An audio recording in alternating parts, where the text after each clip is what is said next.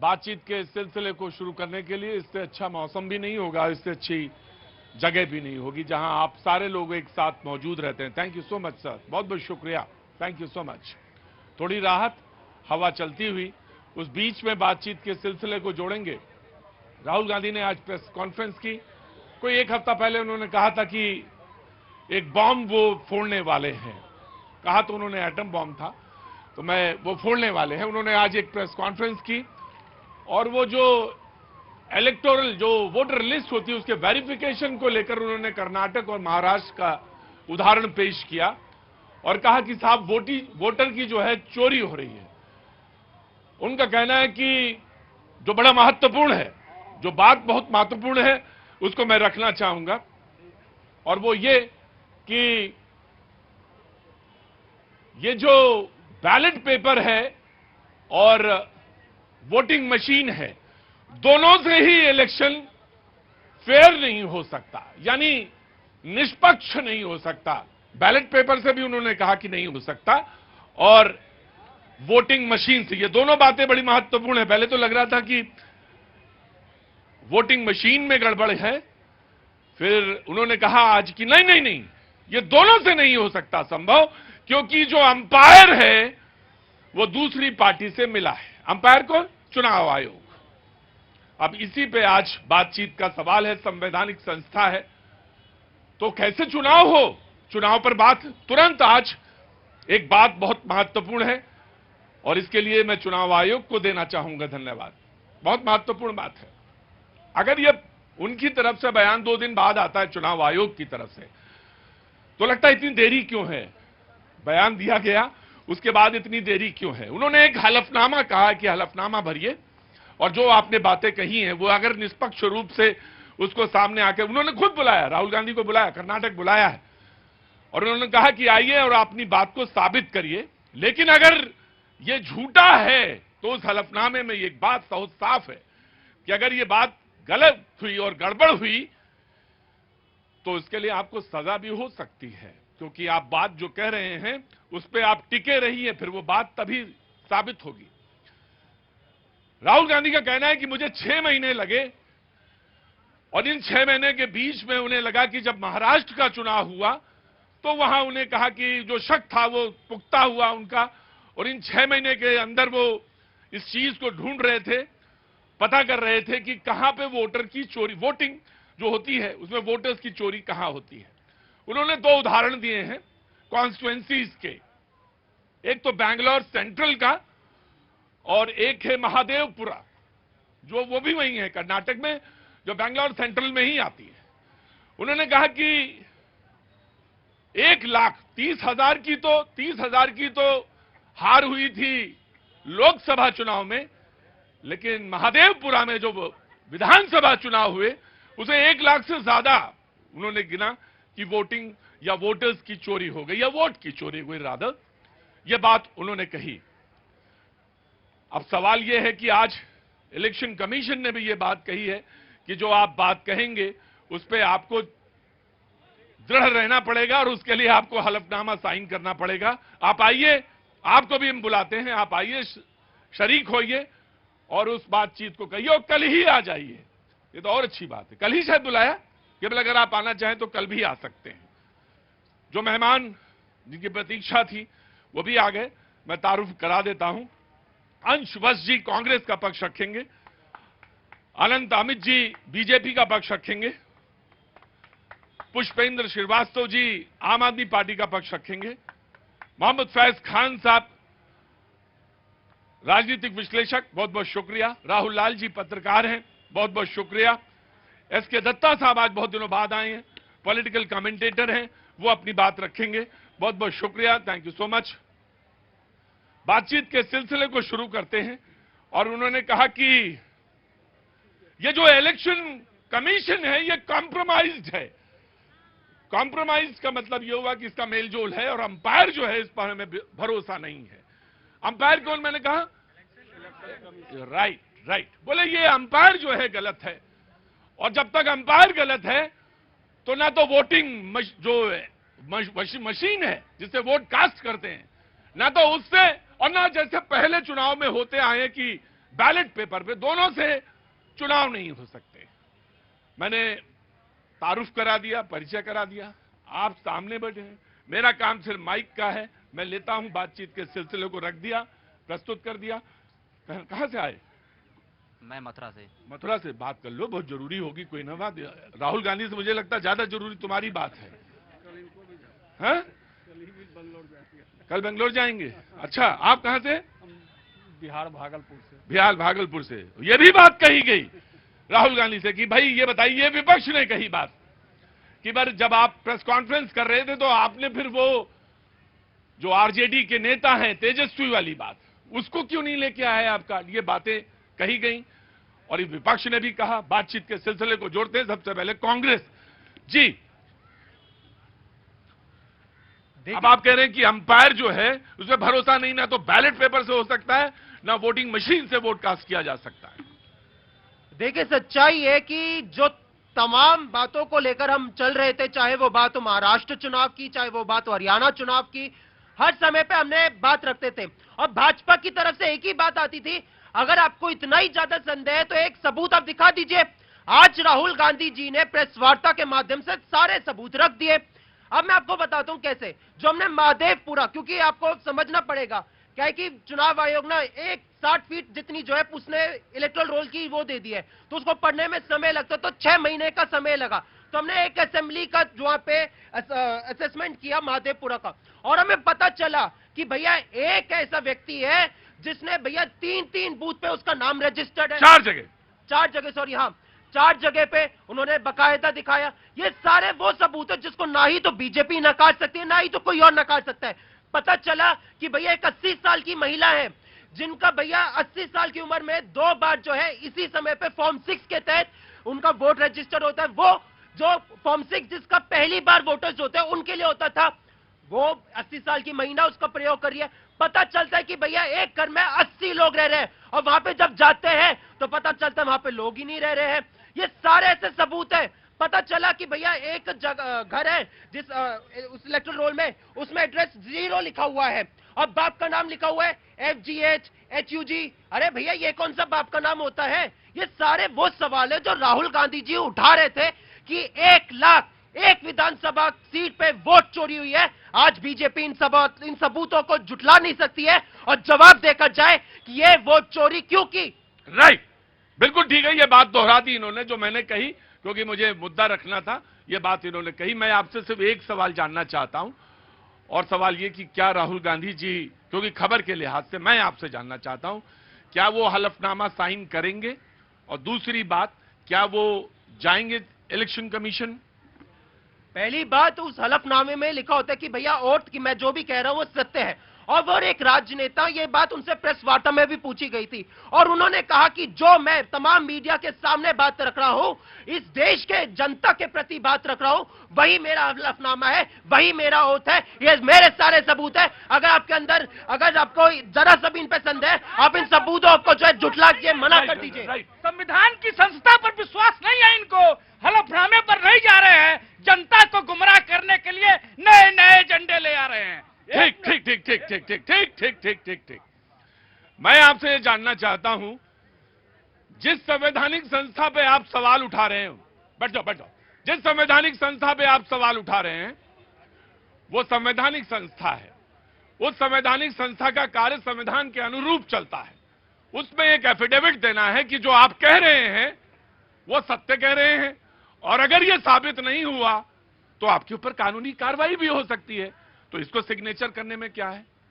पहली बात, आपने यहाँ पे जो बात कही कि संवैधानिक संस्था है, सच्चाई है कि आज इन 11 सालों में उस संवैधानिक संस्था पे बार बार प्रश्न चिन्ह लगता रहा है।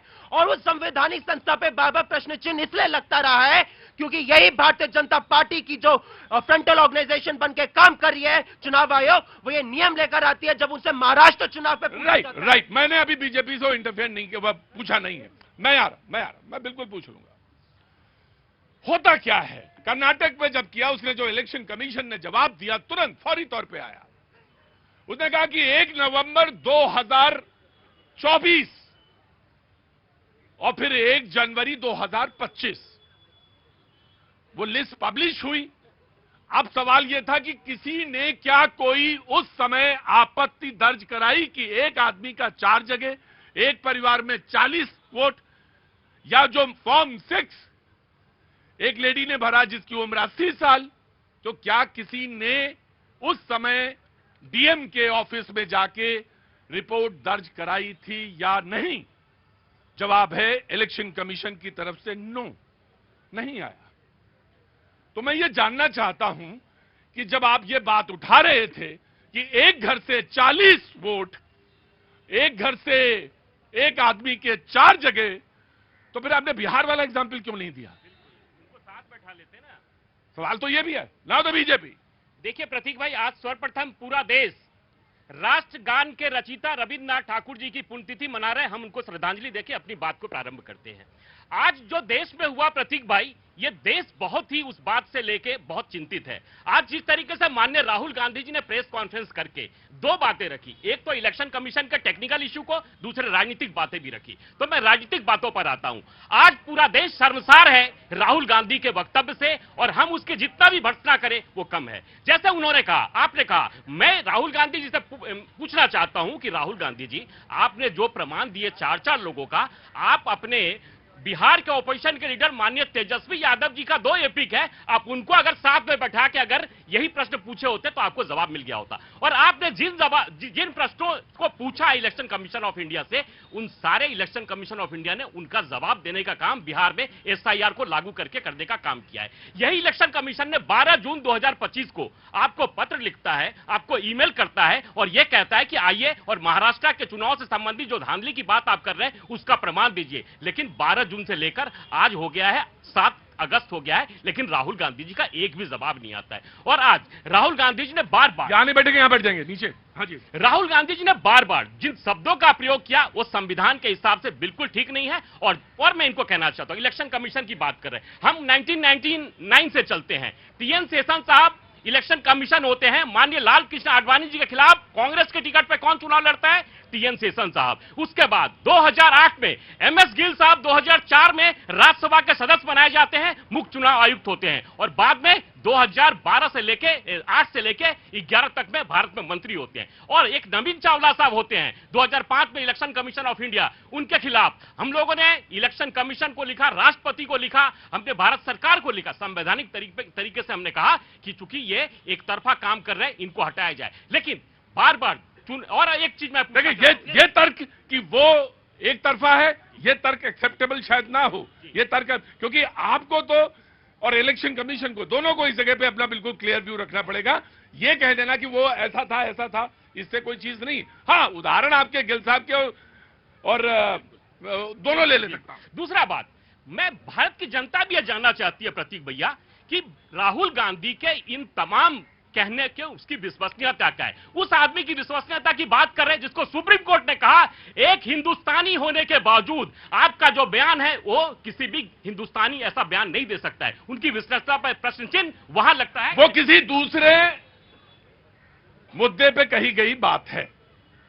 मैं आपसे, राहुल जी यहां आइए, मैंने बिल्कुल आपकी बात, वो किसी दूसरे मुद्दे पे कही गई बात है। अनंत जी, मैं उसको ले लेता हूं। मैं आपसे एक सवाल पूछता हूं, आपको वोटिंग मशीन पर विश्वास नहीं है, आपको बैलेट पेपर पर विश्वास नहीं है, करेंगे क्या? करने वाले क्या हैं ये तो मुझे बताइए। देखिए, हमें तो लग रहा है कि अब इन तमाम सवाल जो आप पूछ रहे हैं कि क्यों विपक्ष में, देखिए जब विद्यार्थी, मुझे इधर उधर की बात ना बोलो, मैंने दोनों चीजें उधर बता दी हैं।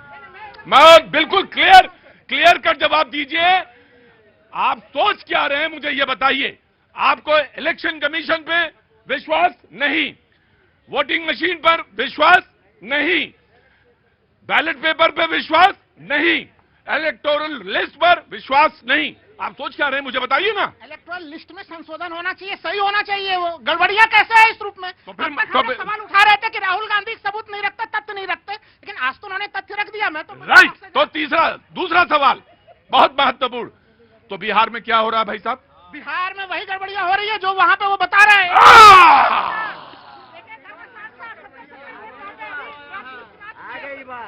भाई साहब नमस्ते। जनता की तरफ से व्यू एक, अब आ जाऊंगा ब्रजेश जी। जनाब क्या नाम?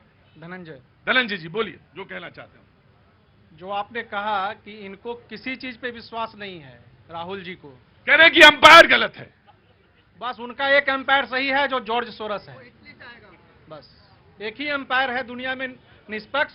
नहीं नहीं नहीं नहीं, नहीं मैं बिल्कुल तर्क संगत बात कर यही पंक्ति रहा को- हूं। आपने बड़ा गंभीर एक चीज कहा था कि अगर वो राहुल गांधी अगर इस मामले में कहीं पे भी गड़बड़ होते हैं, देखिए राहुल गांधी ने प्रेस कॉन्फ्रेंस में बिल्कुल खुलकर बोला कि चुनाव आयोग को जो कार्रवाई करना करे अगर मैं कहीं पे भी गड़बड़ हूं, लेकिन चुनाव आयोग मेरे ऊपर कार्रवाई नहीं करेगी क्योंकि मैं सत्य के धरातल पर खड़ा हूं, मैं सत्य हूं मैं, इसलिए चुनाव आयोग कार्रवाई नहीं करेगी मेरे ऊपर। ये बात भी उन्होंने प्रेस कॉन्फ्रेंस में खुलकर डंके की चोट पर रखा, और जो तथ्य उन्होंने रखे हैं उन तथ्यों को अब चुनाव आयोग को बताना। मैं आपसे एक बात जानना चाहता हूं। आपको इलेक्शन कमीशन पे विश्वास नहीं, आपको वोटर लिस्ट पे विश्वास नहीं, आपको बैलेट पेपर पे विश्वास नहीं, आपको वोटिंग मशीन पे विश्वास नहीं। अरे आप जो शपथ लेते हैं गुरुवर, हाथ उठा के होगा जैसे समय में हुआ था। तमाम सबूत और तथ्य रखे गए हैं। हमें तो लग रहा है कि चुनाव आयोग को यह चाहिए कि उनको यह घोषणा करनी चाहिए थी कि हम त्वरित तौर पर राहुल गांधी जी ने जो आरोप लगाया है हम उन आरोपों की हम देखेंगे कि वो आरोप सच है या गलत है, उसकी त्वरित तौर पर हम जांच कराएंगे। हम तो ये लाइन उन्हें लेना चाहिए था, क्योंकि ये तथ्य अब इससे ज्यादा खुल के तथ्य क्या राइट। कहेंगे? दत्ता साहब प्लीज, सवाल यह है कि एक मशीनरी है, एक संवैधानिक संस्था है जिसमें अब पूरा विश्वास रह ही नहीं गया। यह विपक्ष कहता है, लीडर ऑफ अपोजिशन कहते हैं कि मुझे विश्वास नहीं क्योंकि अंपायर जो है कॉम्प्रोमाइज्ड है, संस्था जो है कॉम्प्रोमाइज्ड है, यानी मेलजोल है। तो अब ऐसी स्थिति में क्या सवाल तो यह बनता है कि आखिर आप चुनाव में जाएंगे कैसे, या चुनाव लड़ेंगे या नहीं लड़ेंगे? अरे रुको प्रतीक भाई, मैं तो पहले सोचा था कि यूएस और भारत के टैरिफ के ऊपर चर्चा होगी, पर आपने ये मुद्दा लाया, बेशक ये मेरे फंडामेंटल राइट का जो सबसे अहम हिस्सा, वो तो मुझे मालूम है सरकार सुलझाएगी। बहुत महत्वपूर्ण मुद्दा है। हाँ जी नमस्ते, यहाँ आइए। कहाँ से आना हुआ? आपके साथ बैठे 13 महीने। हाँ जी, आपके साथ बैठे। मेरा नाम हरीश हूण है। हरीश हूण। हूण हूण हूण शक पहलव। हाँ, बिल्कुल। कहाँ से आए? मैं हापुड़ से हूँ। हापुड़ से। मैं तो समझ गया था कि आप इसी जगह कहीं आसपास के होंगे। बताइए क्या सेवा करें? अरे आप अपना सवाल करिए। डिबेट बंद कर दें क्या? नहीं, हाँ। सवाल करिए। नहीं, हम सवाल तो करेंगे, लेकिन मैं ये जानना चाहता हूं इनका अपराध क्या है हूण साहब? इनका इनका ना जवाब देना चाहो तो इसका बताइए, इसका जवाब क्या है? इसका अपराध क्या है? सवाल कहाँ तक आ जाएगा तो बता देंगे। मैंने कहा इनका अपराध क्या है और इनका अपराध है। कोई अपराध नहीं। तो फिर आप यहां कैसे आ गए? अरे अब तो उधर से आए हैं भाई। आप सवाल पूछो। आपने पगड़ी बांध ली, आपने कुर्ता पहन लिया, तो आप रस्सी क्रॉस कर जाएंगे। हूण साहब देखिए, एक बात बनी, अगर इस देश में नागरिक है ना, मुझे कोई समझना नहीं, तब तक मैं डिबेट बंद कर दूंगा सेकंड्स में। मैं सेकंड्स में हूण साहब बंद कर दूंगा। आपका मेरा एक ही बात सुनिए, हूण साहब सुनिए, यहां पे 11 साल से हो रही है, आज आप पहली बार आए होंगे, पर मेरी बात बहुत ध्यान से सुनिए हूण साहब। मैं आपको वहां बैठा सकता हूं, वहां बैठ जाइए बराए मेहरबानी, वरना रस्सी वो है उधर भी क्रॉस करके चले जाते हैं। दत्ता साहब प्लीज, आप जो मैंने कहा वो करिए प्लीज। रस्सी के बाहर चला जाओ। जी, अब वहां खड़े होंगे तो मुझे ज्यादा गौरव प्राप्त होगा। आप जाइए ना, बहस नहीं हूण साहब, बहस नहीं, उधर ही जाइए, आइए वही जाइए हूण साहब। मैं जरूर कर लूंगा, आप जाइए जी। सवाल ये है कि श्रीमान राहुल जी के बातों पे यकीन कैसे कर ले? क्यों वो कह रहे कि बाकायदा प्रूफ के साथ मैं बात कह रहा हूं? उसी पे आ रहा हूं मैं। उनका प्रूफ कब अनप्रूफ हो जाता है ये तो पता नहीं चलता है। लगातार कोर्टों से, सुप्रीम कोर्ट से, हाई कोर्ट से फटकार लगता है, माफीनामा देते हैं, माफी मांगते हैं। इन्होंने कहा कि इनको ईवीएम पे विश्वास नहीं है, इनको आपके बैलेट पेपर में विश्वास नहीं है, तो चुनाव कैसे करवाएंगे? नॉमिनेशन करवाए क्या? 140 करोड़ देश के जनता सब लोग नॉमिनेट करें एक एक प्रत्याशी को, या फिर मछली जैसे पकड़ते हैं ना बड़सी से, वैसे करके प्रत्याशी को चुने। क्या कौन सा दलील, कौन सा तथ्य दे रहे हैं, एक कौन सा तथ्य दे रहे हैं डेमोक्रेसी के लिए, डेमोक्रेटिक चीजों के लिए? अगर इतना ही सच्चा है, हलफनामा पे साइन क्यों नहीं करते? चुनौती देता हूं मैं। Right right. मैं कह रहा हूं कि वो ऐसा कहा करें कि सिस्टम को ही हटा दिया जाए। सिस्टम में गड़बड़ी आई है, उस गड़बड़ी को दुरुस्त करने की बात करो और एक एक नाम एक एक बिहार में क्या दिक्कत है? बात तो सही है। अगर टीम में कोई गड़बड़ी है और क्रीज में खिलाड़ी बार बार नो बॉल फेंकता है तो खिलाड़ी को तो टोका जा सकता है। हुण साहब कहां चले गए? हाँ, खड़े रहो।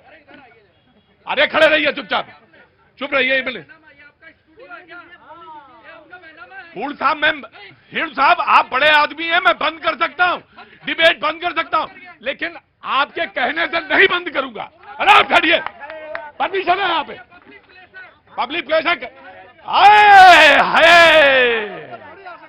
सफेद कुर्ते पे जरा सा आज क्या आई, और उधर ये है राजनीति, ये है राजनीति। खड़े रहिए हुण साहब, और जहां चल रहा चलेंगे।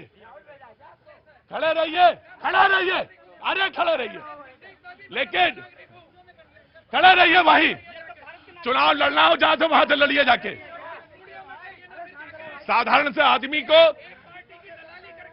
अरे जाओ, तुम जाओ जहां जाना, तुम जहां खड़े हो ना वहां खड़े हो जाके जाओ। एक मिनट को ये सवाल आपसे पूछना है। उन्होंने कहा क्या हाथ उठा के चयन होगा?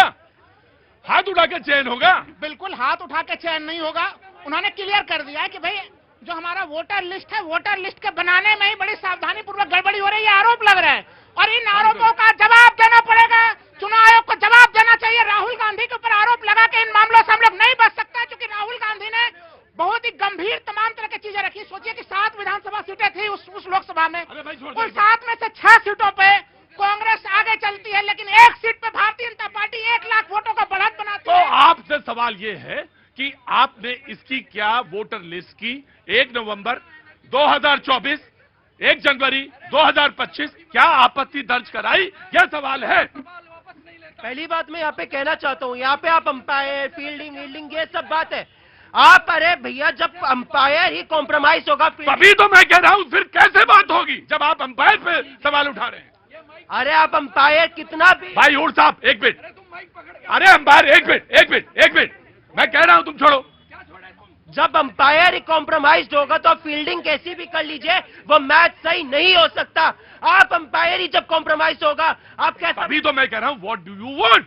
क्या चाहते क्या हैं आप? क्या चाहते हैं? तो मैं बताऊं, राहुल जी ने प्रेस वार्ता में कहा, यहाँ पे एक जो बड़ा एक डिफेंस में क्या जा रहा है कि भैया बिहार में SIR इसलिए तो किया जा रहा है। मैं उसमें कहना चाहता हूँ, राहुल जी ने 2 बात कही। पहली बात यह कही कि भैया 2 तरीके से चुनाव की लूट की जा रही है, चोरी की जा रही है। पहला एक एडिशन के माध्यम से, जिसका उन्होंने सबूत रखा। दूसरा उन्होंने कहा डिलीशन के माध्यम से, जिसका लिए उन्होंने कहा कि मैं इसका प्रूफ नहीं दे सकता, इसलिए मैं उसकी बात नहीं कर पाऊंगा। लेकिन मैं आपसे पूछता हूं, ये जो बिहार बड़ा चिल्ला रहे हैं, अरे बिहार पे कैसे विश्वास करें? उस बिहार पे विश्वास करें जिसमें डोनाल्ड ट्रंप का रेजिडेंट सर्टिफिकेट बन जाता है। उस बिहार में विश्वास करें जिसमें कुत्ते का रेजिडेंट सर्टिफिकेट बन जाता है। उस बिहार में विश्वास करें जिसमें आप भगवान राम का सर्टिफिकेट। राइट, मैं देता हूं। जी, कहां से आना हुआ? आगे आओ। मैं गुड़गांव से आया हूँ। क्या नाम है? एक मिनट सर। बिहार में क्या नुकसान किया है? ये कहते कि बिहार पर प्रश्न चिन्ह है, बिहार पर बिहार की बदनामी कर रहे हैं। ये बिहार की बदनामी, तेजस्वी यादव के पास 2 वोटर आई कार्ड है, वो कहां से आ गए सर? बिहार की बदनामी मत करो, मैं खिलाफत करूं, बिल्कुल खतरनाक नहीं। आप बिहार का नाम ले रहे हैं। राइट। एक मिनट भाई, एक मिनट। आनंद, आप डिबेट पे आते रहे। बिल्कुल आनंद, थोड़ा सा पीछे जाएंगे तो ताजी बोलेंगे। जी भैया मैं बस एक बात कहता हूँ। क्या नाम है आपका? मेरा नाम अमेश्वर है। अमेश्वर, कहाँ के रहने वाले हैं आप? मैं यूपी से ही हूँ, मैं गुड़गांव में रहता हूँ। क्या काम करते हैं? मैं सेल्स मार्केटिंग का काम करता हूँ। सेल्स मार्केटिंग का काम करते हैं? करता हूँ मैं। हाँ। ठीक है, मैं बस एक बात राहुल गांधी से पूछना चाहता हूँ। चलो ठीक है, उन्होंने आज उन्होंने पूरा प्रूफ दिखा दिया, बम फोड़ दिया, हम गुड़गांव से भाग के इधर आ गए। क्या पता उधर भी बम फूटने वाला था, बच गए हम तो इधर आके। मैं एक बात पूछता हूँ, जो उनको एक पेज दिया गया है उस पर साइन क्यों नहीं कर रहे हैं? वो एक बार उस पर साइन कर दें, और जो कुछ उनको चाहिए होगा सारा गवर्नमेंट जो बंडल दिखा रहे हैं उससे छोटे बंडल में आपको सारे लोग जानना चाहते हैं कि अगर कहीं कॉम्प्रोमाइज है तो वो उसका हक जानने का, सारे लोगों को उसका हक है जानने का कि अगर वो कॉम्प्रोमाइज है और अगर वो उसमें कहीं भी कोई ऐसे तर्क हैं तो सवाल तो ये भी उठता कि आप व्हाई आर नॉट साइनिंग? आप हलफनामे में साइन करिए और सामने आइए। 3 विकल्प देता हूं श्रीमान राहुल जी को। पहला यह है कि राजा हरिश्चंद्र की तरह अगर इतना सत्यवादी हो तो हलफनामा पे साइन करो, ये नहीं करना चाहते हो तो यानी कि झूठ बोल रहे हो। दूसरी बात यह है कि आप अगर हलफनामा पे साइन नहीं करना चाहते हो, PIL फाइल करो चुनाव आयोग के अगेंस्ट में उच्चतम न्यायालय पे, हिम्मत है वो करने की। तीसरा मैं चुनौती देता हूं, संसद चल रहा है, संसद में लिखित वे में दो ये सारे चीजें कि चुनाव आयोग का मुखिया जो है वो कॉम्प्रोमाइज्ड है।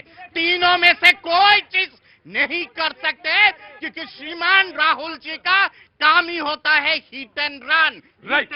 पुष्पेंद्र जी, आम आदमी पार्टी।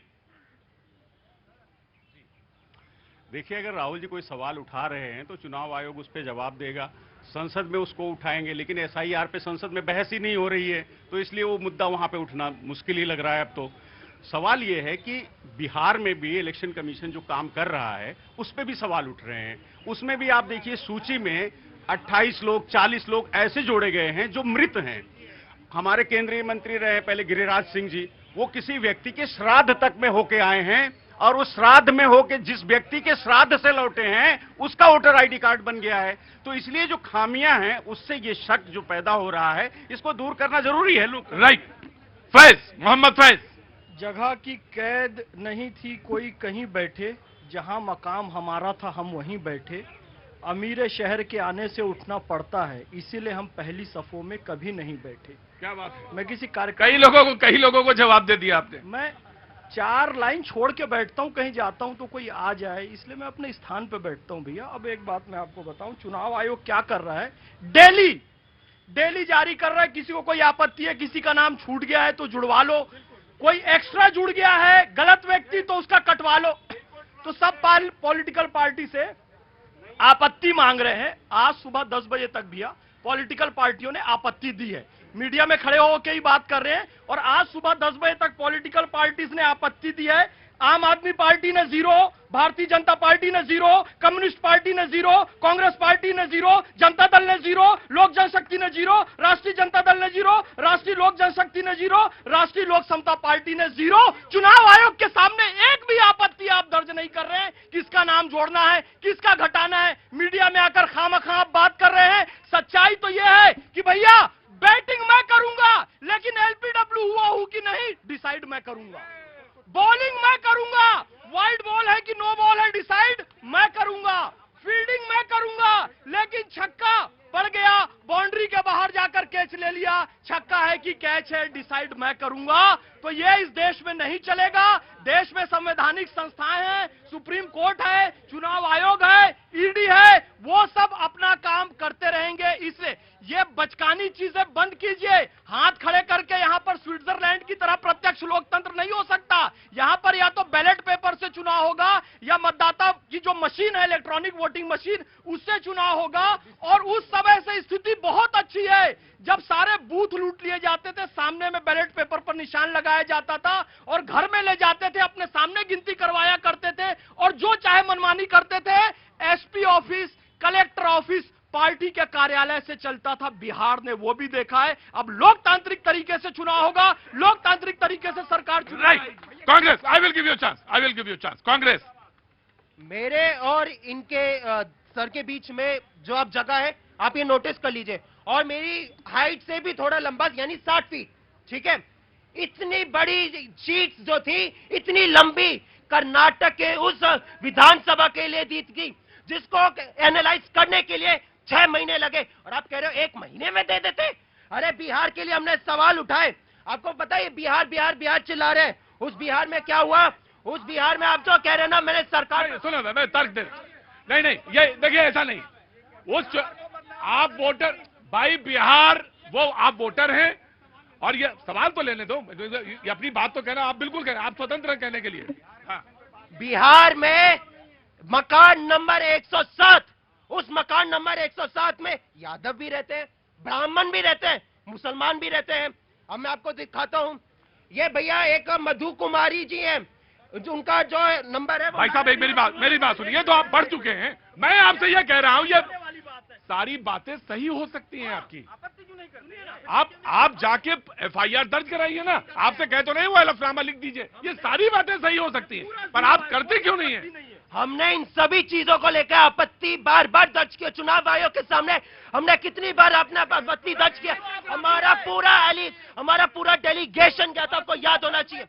अभी आपने जो लेटर दिया था वो सिग्नेचर उसमें नहीं था, कोई सिग्नेचर नहीं था उसमें, कोई सिग्नेचर, उन्होंने ईमेल भेजा आपको, उसके बाद उन्होंने एक लेटर दिया, सिग्नेचर नहीं था उसमें। नहीं सुनिए, आप यहाँ पे जो ईमेल की बात करिए, 12 जून पे जो है वहां पे चुनाव आयोग की तरफ से राहुल जी को आता है कि आप तमाम बातों को लेकर जो है रखिए, और उसके बाद राहुल जी जाना चाहते थे, लेकिन उसके बाद आपको याद होगा अहमदाबाद का प्लेन हादसा हो जाता है। लेकिन 25 जून को हमारा कांग्रेस का ईगल जो चुनाव का पूरा विभाग है, उसने चिट्ठी लिखी थी जिसको मैं आपको दिखा सकता हूं, उसमें रिसीविंग भी आई थी 25 जून की, लेकिन 25 जून के बाद उस चुनाव का जो हमारा विभाग है उसके डेलीगेशन को क्या बुलाया चुनाव आयोग ने? राइट, मैं एक सवाल ले दो, एक नौजवान बोलना चाहता है। जी भैया क्या नाम है? मेरा नाम राहुल तिवारी है। मैं इनसे पूछना चाहता हूं, जब ये प्रेस कॉन्फ्रेंस की, इन्होंने बुराई अच्छाई जो मर्जी बताई, लेकिन जब ये हिमाचल का चुनाव जीते तब इनको समझ नहीं आई चुनाव इन्होंने गलत किया, तब ये इनको गलत लगना चाहिए था ना। तब हम, अगर भाई साहब आपको गलत लग रहा है तो चलते चुनाव आयोग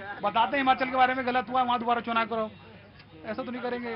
लेकिन यहाँ मीठा मीठा गप, कड़वा कड़वा थू थू, कैसे चलेगा? ये सोचना चाहिए इनको।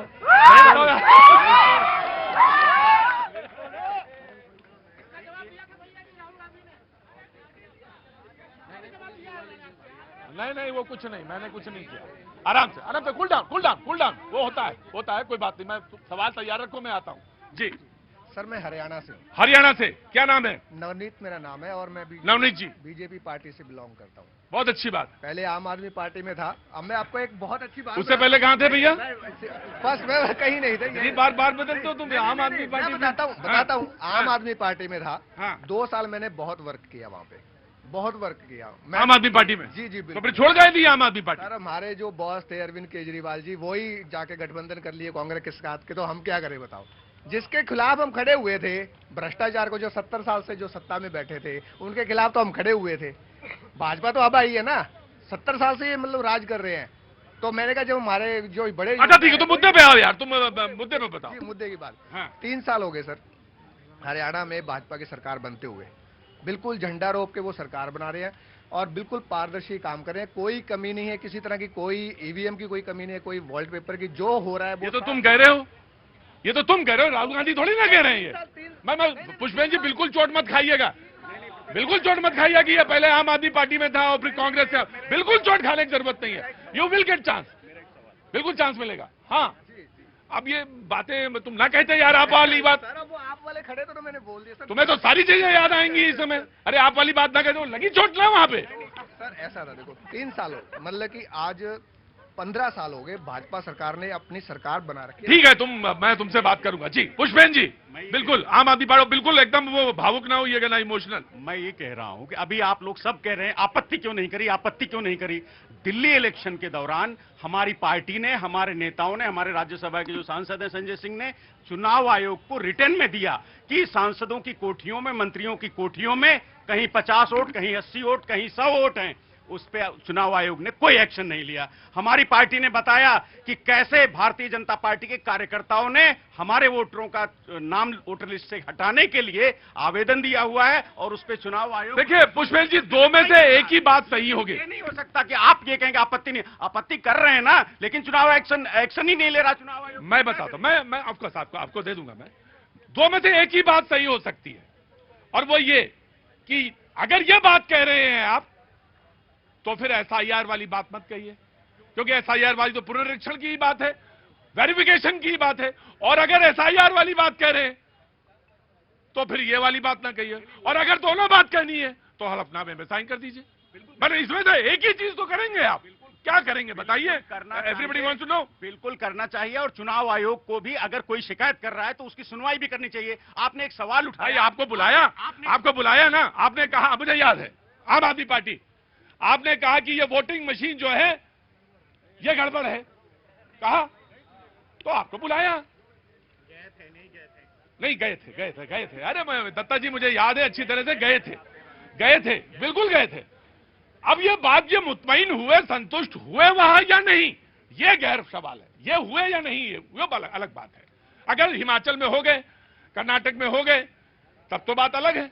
हमने दिल्ली का आपको उदाहरण दिया कि जो हमने कहा। अच्छा एक बात बता यार, ये तुम गुजरात में उपचुनाव कैसे जीत गए? हमने अच्छा काम किया है, पंजाब में हम जब अंपायर भैया इनका पूरा सिस्टम कंप्रोमाइज्ड, और वो गुजरात में चुनाव जीत गए। कितने साल से बीजेपी में है दत्ता साहब वहां पे? कितने साल हो गए? देखिए कई बार क्या होती, भारतीय जनता पार्टी क्या कहती है कि छोटी मोटी जगह छोड़ दो और बाकी जहां बड़ा तो उसके लिए सर शब्द जो है, क्या नाम? एमडी तौकीर तौकीर भाई, तो उसके लिए शब्द कॉम्प्रोमाइज्ड नहीं है। जब इतना चुन के मार सकते हैं हम आपको, इतना चुन के मार सकते हैं कि 2 जगह जिता देंगे, 1 जगह हरा देंगे, तो उसके लिए कॉम्प्रोमाइज शब्द नहीं है। उसके लिए कहता है पूरी की पूरे भांग ही घुली है, भांग घुली है, पूरे में भांग घुली। जी आया फैज साहब, मैंने एक बात उठाया था, खाली संक्षेप में दूंगा जवाब। मैंने ये चीज कहा, फैज साहब ने उठाई थी। बिहार के मामले में कोई लिखित तौर पे बड़े बड़े पार्टियों ने आपत्ति दर्ज नहीं कराई है। देखिए फैज साहब को मैं ध्यान दिलाऊं कि कल सुप्रीम कोर्ट ने बिहार को लेकर एक बड़ा सा जो है कि निर्णय दिया है चुनाव आयोग को, कि जो 65 लाख वोटरों के नाम कटे हैं उनके डिटेल्स ही नहीं है। भाई 22 लाख लोगों को आपने मृतक घोषित कर दिया है। अब अगर पॉलिटिकल पार्टीज खोजना चाहें कि वो 22 लाख मृतक कौन है, उसका डिटेल्स तो होना चाहिए। तो वो डिटेल्स आप देखिए मिलने वाला है 9 तारीख को, 9 अगस्त को प्राप्त होने वाला है। तो हमें लग रहा है 9 अगस्त के बाद आपको बिहार का एसआईआर में बड़ी बड़ी पार्टियां मजबूत तथ्यों और तर्कों के साथ आपत्ति दर्ज कराते हुए नजर आएंगी संभवतः। ठीक है, वेरी वेल एक्सेप्टेड। और अगर वो कह रहे हैं कि 9 तारीख को मिलेगा, तो इतना धैर्य होना चाहिए, सारे सिस्टम के पास धैर्य होना चाहिए, ये देखेंगे। जी बीजेपी एनएन दत्ता जी। देखिए प्रतीक भैया, ये बार बार लोकसभा में चर्चा की बात कांग्रेस कर रही थी कि हम लोकसभा में एसआईआर को लेकर चर्चा करना चाहते हैं। देखिए संविधान पे कैसे ये चोट करते हैं।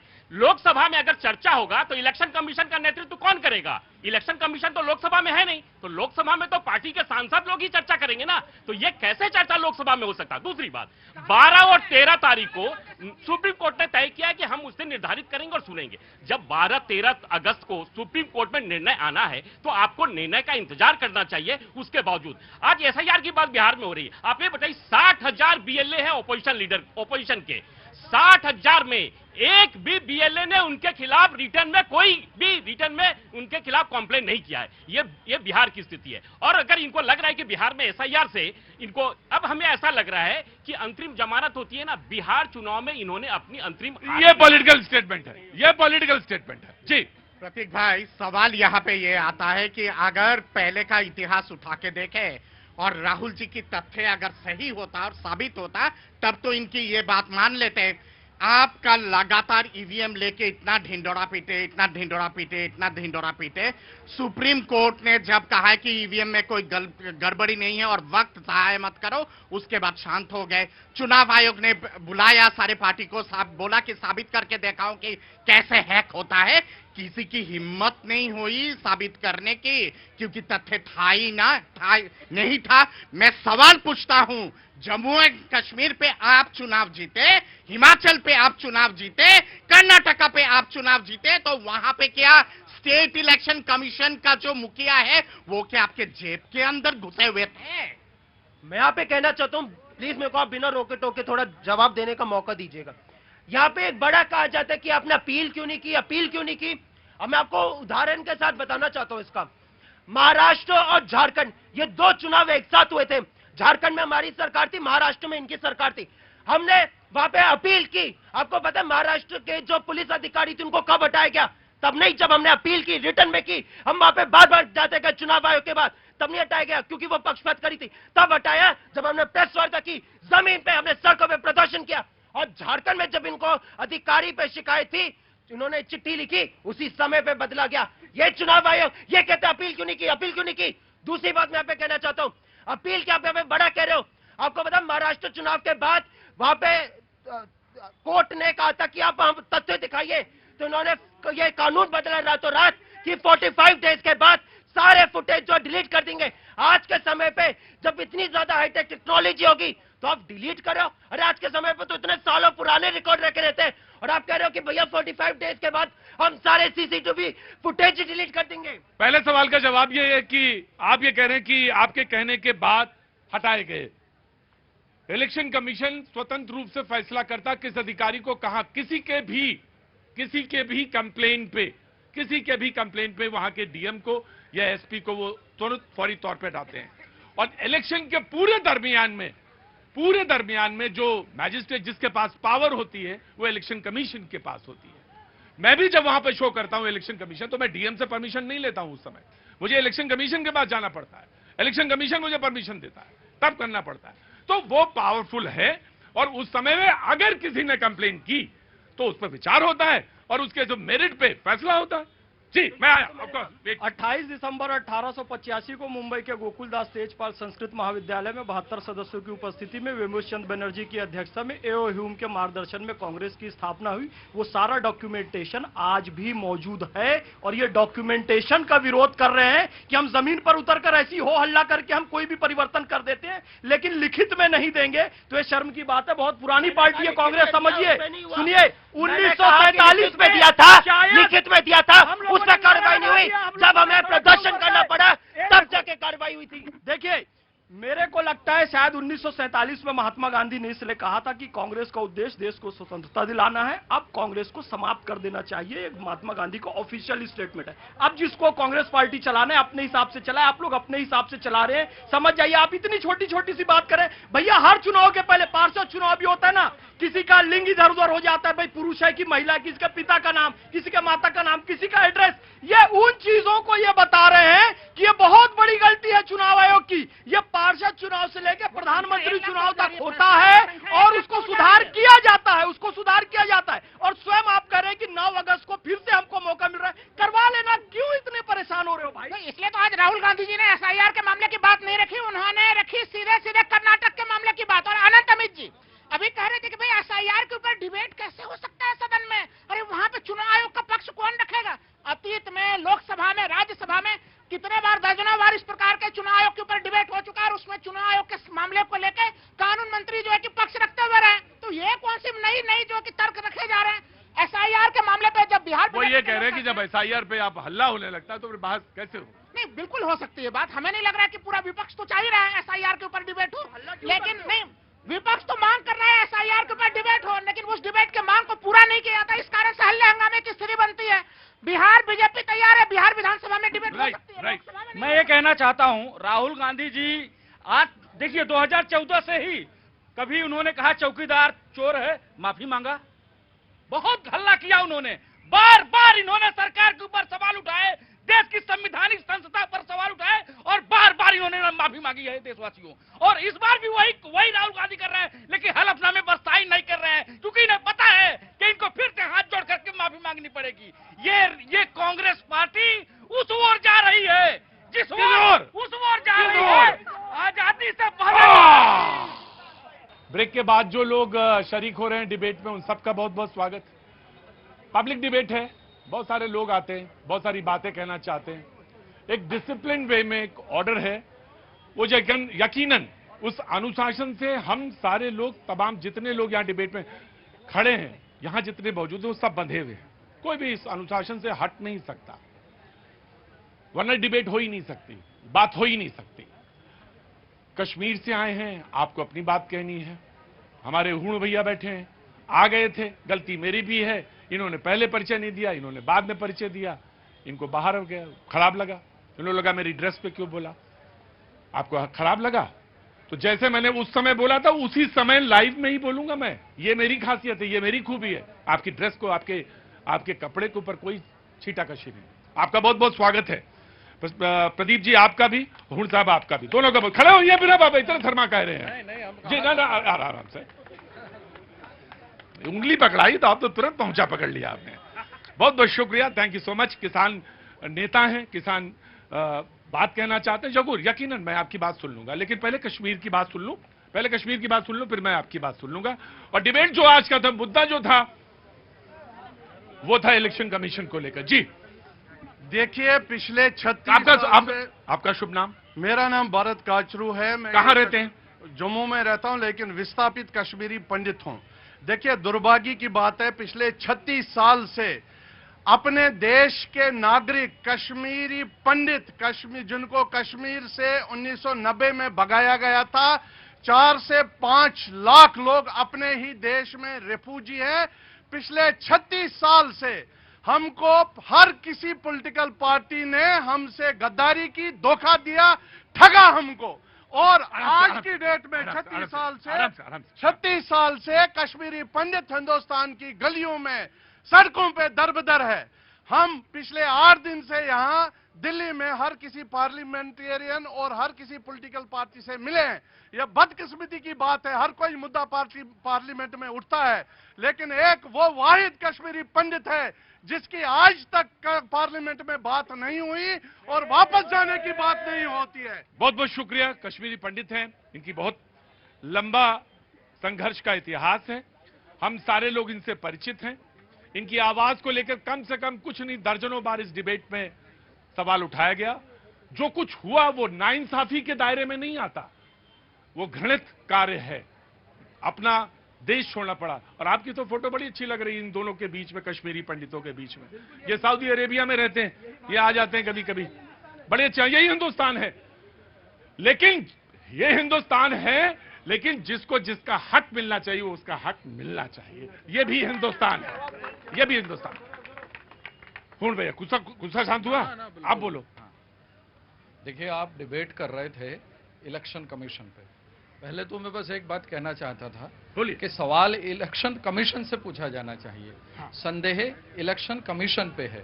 दुर्भाग्य ये है कि जैसे ही इलेक्शन कमीशन पे बच्चे पे सवाल उठाया जाता है तो बीजेपी तुरंत बचाने आ जाती है। दूसरी बात, इलेक्शन कमीशन को भी डर है कि कहीं स्वास्थ्य कारणों से इस्तीफा न देना पड़ जाए और गुमनामी की जिंदगी ना जीनी पड़े। ठीक है, आप बोलिए, अपनी बात बोलिए। दूसरी बात आती है ट्रस्ट की और विश्वास की। हमने 2014 में ट्रस्ट किया था कि किसान को एमएसपी की गारंटी दी जाएगी। हम फसल उगाते हैं। इस देश में सुई से जहाज बनाने वाला व्यक्ति अपने उत्पाद की कीमत तय करता है। हमने अपनी वोट की ताकत से आपको प्रधानमंत्री बनाया, लेकिन 2014 से आज तक आपने वादा पूरा नहीं किया कि किसान जो फसल उगाता है उसकी कीमत उसको मिल सके। मतलब हम रात दिन आंधी तूफान बर्दाश्त करके